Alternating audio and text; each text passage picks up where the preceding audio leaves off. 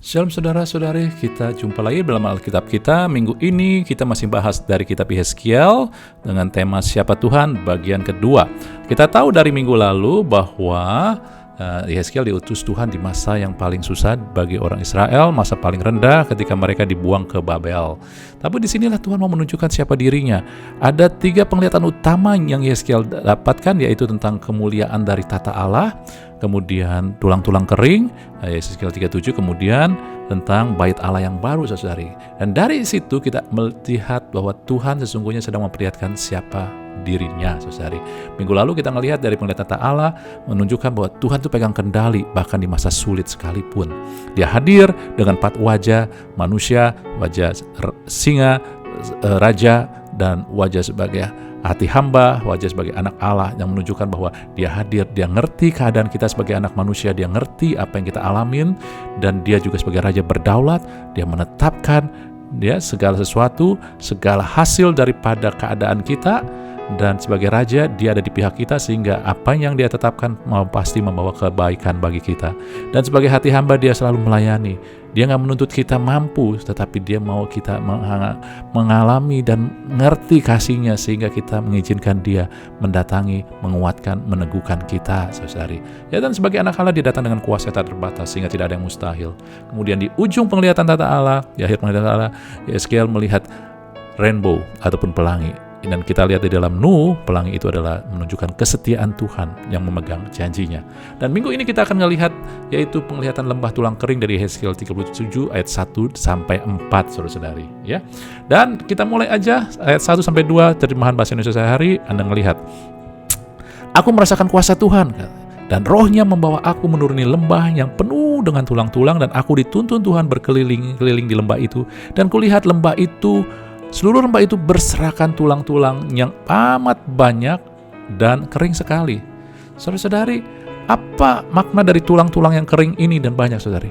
Di Yehezkiel ayat 11 dikatakan, ya, tulang-tulang ini melambangkan Israel, bangsa Israel, yaitu kita, orang percaya. Mereka mengeluh bahwa mereka kering tanpa harapan, tanpa hari depan. Jadi tulang-tulang yang berserakan dan kering ini bicara keadaan orang percaya yang tanpa harapan, tanpa masa depan. Karena tekanan, penderitaan, masalah yang dialami, ataupun juga hal-hal yang dihadapi. Saudara-saudari, ketika kita jadi orang percaya bukan berarti kita lepas dan bebas dari masalah. Tapi Tuhan sudah tahu semua itu. Dan kalau Anda ngelihat di sini, ini luar biasa. Ketika kita disingkapkan, maka kita luar biasa. Yehezkiel mendapatkan penglihatan 2 tentang kemuliaan Allah, satu lagi yang terakhir Yesaya 40 sampai 48 bicara tentang bait Allah yang baru, tetapi hanya 1 lembah. Tetapi hanya di lembah inilah dikatakan, aku dituntun Tuhan. Dan kata lain, Tuhan mau kasih unjuk bahwa saat di lembah, Tuhan sendiri, dia gak suruh malaikatnya atau utusannya, tapi Tuhan sendiri menuntun kita, saudari. Luar biasa Tuhan kita, amin. Lalu kemudian ketika ada di dalam lembah tanpa harapan dan tanpa hari depan ini, Yehezkiel disuruh bernubuatlah mengenai tulang-tulang ini. Katakanlah, hai tulang-tulang kering, dengar firman Tuhan. Begini firman Tuhan Allah kepada tulang kering ini, aku memberi nafas hidup di dalammu, supaya kamu hidup kembali. Aku akan memberi urat-urat padamu dan menumbuhkan daging padamu. Aku akan menutupi kamu dengan kulit dan memberikan kamu nafas hidup, supaya kamu hidup kembali. Dan kamu akan mengetahui bahwa akulah Tuhan. Saudara-saudari, tema bagi sebagian besar daripada Yehezkiel dalam mengetahui bahwa akulah Tuhan, Allah lah Tuhan. Ini luar biasa. Kenapa luar biasa? Yuk kita ngelihat ya, kita kupas satu-satu. Saya mau tanya kepada Anda. Coba Anda ngelihat, tulang-tulang kering ini sudah berserakan, udah kecampur, nggak tahu tulang siapa. Nah, apakah tulang-tulang ini bisa melakukan sesuatu? Dia udah kering, udah berserakan? Nggak bisa. Apakah dia bisa melakukan sesuatu supaya dia bisa pulih jadi tentara? Karena kita tahu Yehezkiel 37, akhirnya tulang-tulang kering ini bangkit menjadi tentara yang besar? Nggak bisa. Apakah tulang-tulang ini ada gunanya dan membuat dia layak untuk dipulihkan? Enggak. Jadi tulang-tulang ini enggak ada sesuatu yang dia lakukan, yang bisa dia lakukan. Enggak ada juga yang melayakkan. Saudara, kita harus tahu. Kita pun juga kadang seperti itu. Bukan kadang, memang kita. Tapi seringkali kita merasa Tuhan baru jawab kalau saya mampu lakukan ini, lakukan itu. Saudara, kadang kita nggak bisa lakukan apa-apa. Jadi bagaimana dong kalau kita nggak apa-apa? Nah, kita pikir kalau kita sudah melayani Tuhan, kita layak Tuhan jawab. Gak ada Tuhan, akhirnya kita kecewa. Gak ada yang buat kita layak. Tetapi ketika kita mengalami masalah, gak hilang harapan, masalah yang besar. Tapi lihat di sini, Tuhan suruh pada Yesus, bernubuatlah sesuai dengan firman Tuhan. Lalu kemudian, ya, berikan nafas hidup. Nafas hidup sini nefes ataupun roh Allah, saudara-saudari. Saudara ngelihat nggak? Dimulai dengan firman roh. Firman Tuhan adalah roh, bukan? Yohanes 6 ayat 3 katakan, perkataan yang kukatakan adalah roh dan hidup. Dan diakhiri dengan roh juga, Roh Kudus. Lihat, ketika kita punya masalah, saudara-saudari, carilah firman. Ketika kita sudah nggak tahu apa-apa, nggak bisa berbuat apa-apa, cari firman, janji Allah. Apa sih janji Allah? Apa sih firman Allah buat ini? Karena firman adalah roh. Lalu kemudian firman itu izinkan Roh Kudus. Bukannya pikiran kita. Kalau pikiran kita, bagaimana mungkin ya? Kan Tuhan, misalkan contohnya saudara-saudari, ya, ketika kita bicara tentang, ya, kalau kamu percaya, punya iman sebesar biji sawi, maka kamu bilang kepada gunung ini untuk terbantun ke laut, maka itu akan dongeng bagimu. Kita pikirin ke logika. Mana mungkin ya? Gak pernah tuh terjadi. Kita akan pikir begitu. Jangan dipikirkan dengan logika, tetapi mulai izinkan Roh Kudus. Kenapa? Karena saudara-saudari, ya, Roh Kudus diutus karena Yesus telah mati di atas kayu salib buat kita. Roh Kudus diutus, dikatakan dia akan mengingatkan kita akan perkataan Tuhan, dan dia akan meninggikan Allah Bapa dan Allah Putra. Ketika Anda baca firman, jangan punya motivasi supaya firman ini terjadi buat aku, tetapi biar punya motivasi, Tuhan, firman ini adalah untuk meninggikan Allah Bapa dan Allah Putra.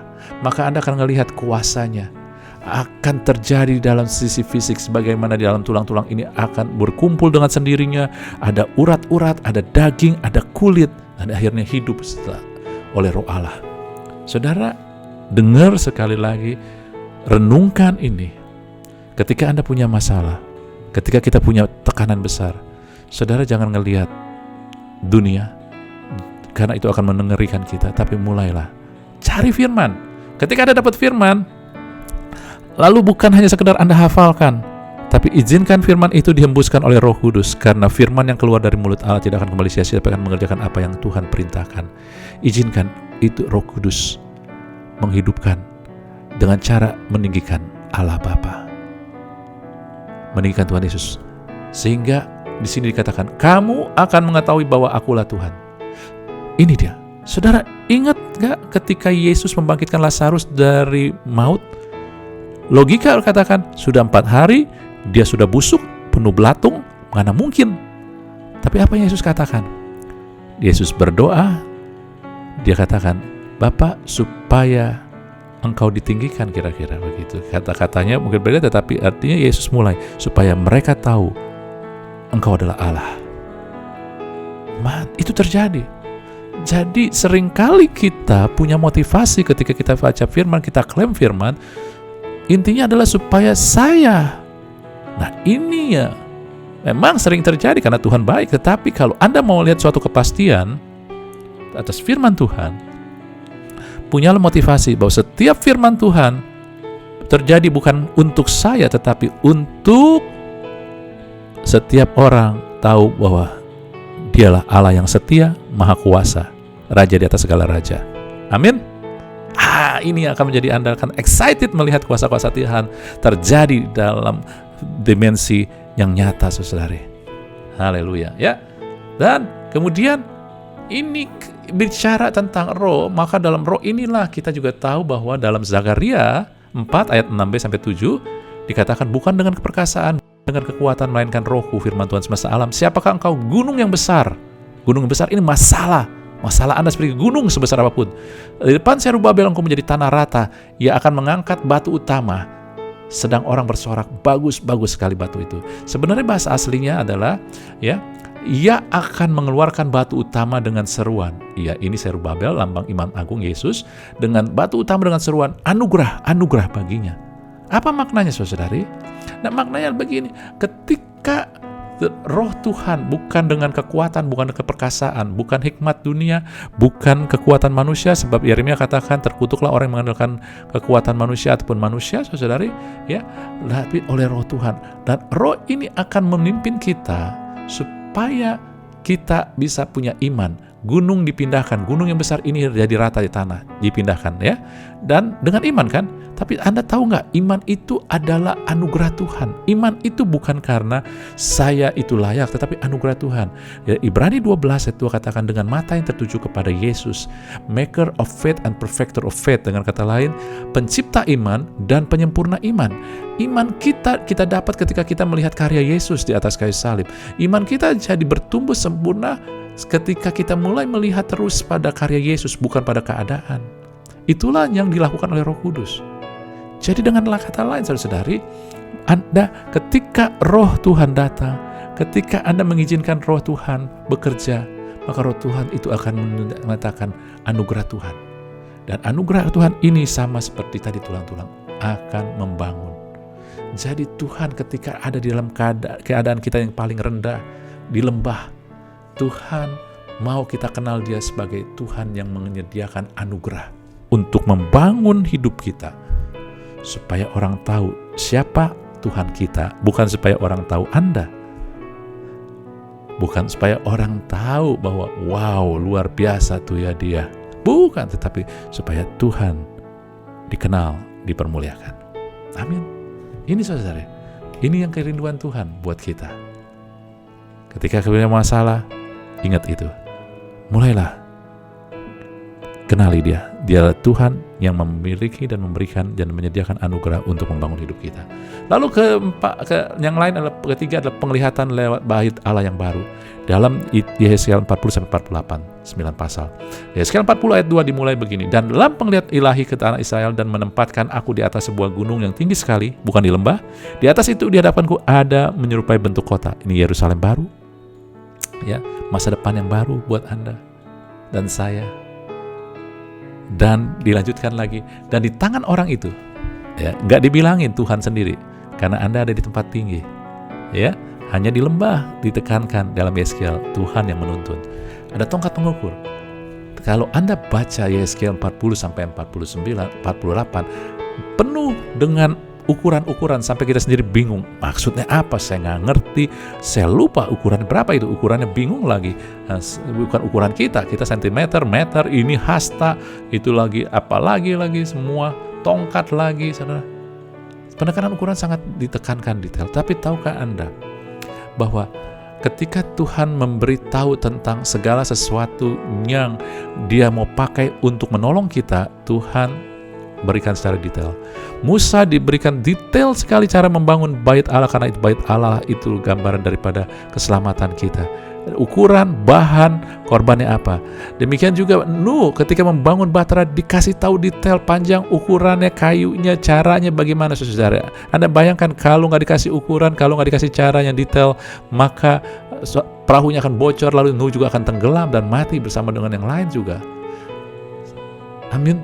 Jadi ketika Tuhan ngomong tentang detail yang kalau Anda baca itu, aduh apa ini, bingung, dan begitu Anda juga jadi nggak tertarik. Tetapi sesungguhnya di balik itu Tuhan sedang menunjukkan bahwa segala sesuatu yang manusia butuhkan untuk mendapat, untuk pertolongannya, untuk keselamatannya, Tuhan anggap itu sangat penting sehingga Dia sangat detail, saudara. Dan ketika vision ini penglihatan, ya, dan Yeskiel bisa dikasih detail, kasih tahu ukuran-ukurannya, terus bagaimana caranya, dari mana dulu. Itu bukannya mimpi. Coba Anda bayang, pernah nggak Anda mimpi, terus Anda ingat sesuatu sampai detail ukuran-ukurannya? Kecuali dari Tuhan. Kalau hanya bunga mimpi nggak mungkin. Dari Tuhan baru. Jadi apa yang mau disampaikan di sini? Ketika dikasih tahu detail dalam bentuk visi yang detail, ukuran segala, ini bicara Tuhan pasti menggenapinnya. Bahwa ini pasti nyata akan terjadi, pasti digenapin. Dan kalau Anda baca Yeskiel, saudara, Yeskiel dituntun masuk ke satu ruangan, kemudian ruangan apa, ukurannya berapa, ya. Jadi nggak loncat-loncatan. Artinya apa? Artinya ini Tuhan yang rancang. Ada cara Tuhan dan urutannya, artinya waktunya Tuhan. Dan ini menunjukkan, ini kedetailan ini menunjukkan bahwa ini adalah caranya, rancangan Tuhan, ini caranya Tuhan. Ini urutan waktunya Tuhan dengan cara Tuhan. Jadi Anda ngelihat segala sesuatu yang dibutuhkan untuk pertolongan kita, untuk kemenangan kita, keberhasilan kita, kebahagiaan kita, Tuhan itu anggap penting. Anggap itu sangat penting, melihat itu sangat penting. Dan itu pasti digenapi. Tapi dengan cara Tuhan. Yang menjadi masalah kita ingin dengan cara kita, akhirnya kita kecewa. Saudara-saudari, Anda ngelihat tadi, kadang gak sekali langsung, tetapi itu pasti. Allah kita adalah Allah yang mau dikenal. Oh, Dia serius menyediakan masa depan pertolongan kita yang pasti dan yang luar biasa bagi kita. Amin. Dan juga sesudah itu pasal 47 ini ayat yang pasal yang terkenal, bahwa kemudian dari bait suci itu mengalir, saudara, air yang membawa hal yang luar biasa. Kita baca di sini. Kemudian Ia membawa aku kembali ke pintu bait suci, dan sungguh ada air keluar dari bawah ambang. Dari bawah, saudara-saudari. Saudara-saudari ingat bahwa kalau kita mau melihat aliran dari air ini, gampang Roh Kudus, kuasa Tuhan, kita harus dari bawah, kerendahan hati. Bukan, Tuhan aku kan sudah melayani, Tuhan aku kan lebih pintar, aku kan sudah lebih ini, sudah lebih. Bukan, Anda mulai rendah hati. Tuhan, aku gak ada apa-apanya. Anda ngelihat Yesaya kata, ketika dia melihat Tuhan, dia bilang celaka. Bukan dia bilang Tuhan, puji Tuhan, aku yang layak melihat Tuhan. Bukan, dia bilang celaka. Dia merendahkan hati, maka dapat lagi penglihatan itu mengalir, saudara-saudari. Kerendahan hati. Tuhan, aku kan orang penting. Bukan itu, kerendahan hati. Tuhan, aku gak ada apa-apanya. Kalau aku ada jabatan, itu hanya adalah anugerah dan juga alatmu untuk memakai aku. Lalu baru melihat mengalir menuju timur. Bait suci menghadap timur.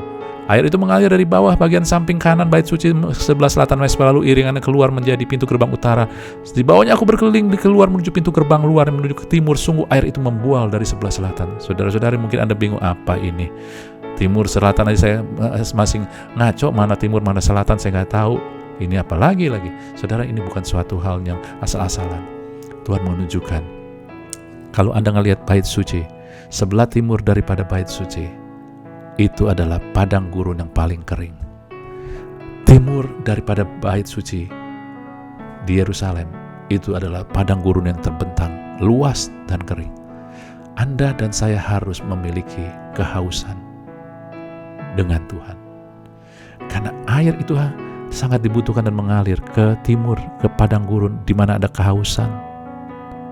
Ketika kita hanya ngumpul sama orang, ketika kita hanya terus mengalir dengan orang-orang dunia, kita menghindari persekutuan orang percaya, kita menghindari hal-hal yang berbau Tuhan, Anda sedang menyatakan saya nggak haus. Tapi ketika kita langsung, Tuhan aku butuh Engkau, nggak bisa Engkau, aku harus ibadah, aku harus ikut PA, aku harus ikut doa, aku harus baca firman, Anda sedang menunjukkan bahwa saya haus Tuhan. Maka pasti aliran itu mengalir. Kemudian Anda tahu di sebelah selatan mesbah, di bait suci selatan mesbah bicara adalah tempat korban penghapusan dosa dilakukan, disembelih. Di selatan bicara tempat korban penghapusan dosa dilakukan. Jadi Tuhan menyediakan, kata lain Tuhan mau ngomong, Tuhan menyediakan masa depan yang pasti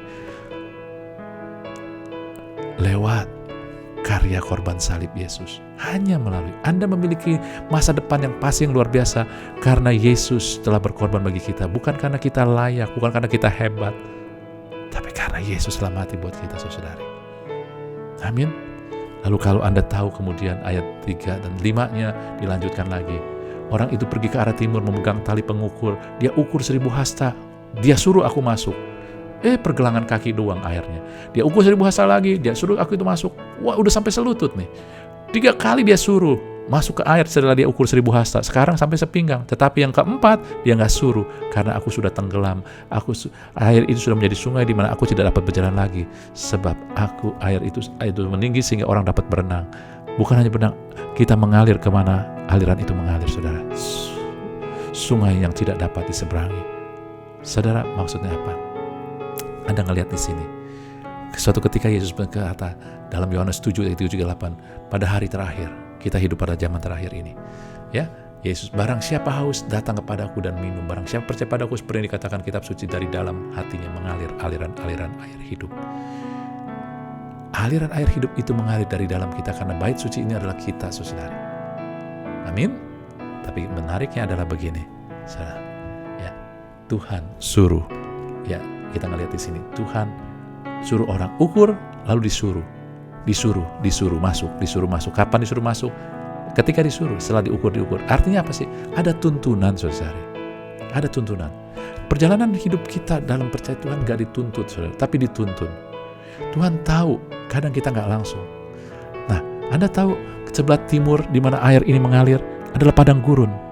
Ketika Anda berjalan di padang gurun, yang menderita pertama adalah kaki Anda. Panas, ya, melepuh mungkin. Dan ketika ditutup dengan air kaki itu, Anda akan mengalami kesegaran. Wow, luar biasa. Perjalanan hidup kita orang percaya kadang-kadang bertemu Tuhan adalah kita merasakan suatu kelegaan. Tetapi kita berjalan lagi, lebih jauh lagi, kita akhirnya melihat lutut. Akhirnya melutut, artinya apa sih? Kita sudah mau berlutut, berdoa, kita bisa menikmati doa dengan Tuhan, persekutuan dengan Tuhan. Yang pertama kita datang hanya untuk mencari kelegaan.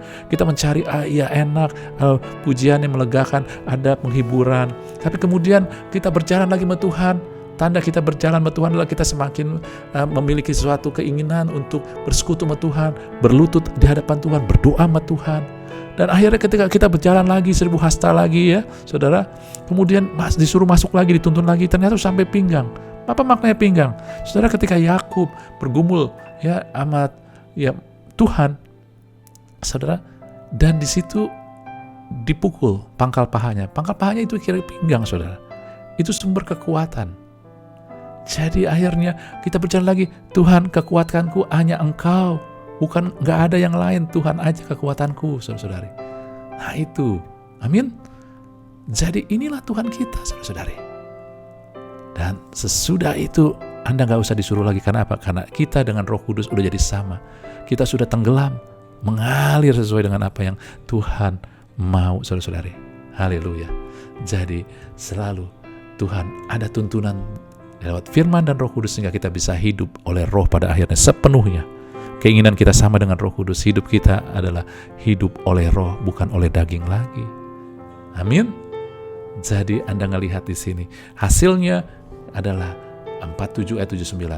Banyak pohon mengalir di pinggir sepanjang sungai itu. Lalu di mana sungai itu mengalir menuju wilayah timur, ini wilayah timur padang gurun, saudara, itu ikan-ikan air jadi tawar sehingga ada ikan kehidupan. Anda tahu kalau air atau laut yang penuh dengan garam gak ada kehidupan. Laut mati, kenapa disebut laut mati? Karena garamnya paling tinggi sekali sehingga gak ada kehidupan di situ. Tapi di situ menjadi tawar, di mana air itu mengalir sehingga ada air, ada kehidupan, ada ikan-ikan, saudari.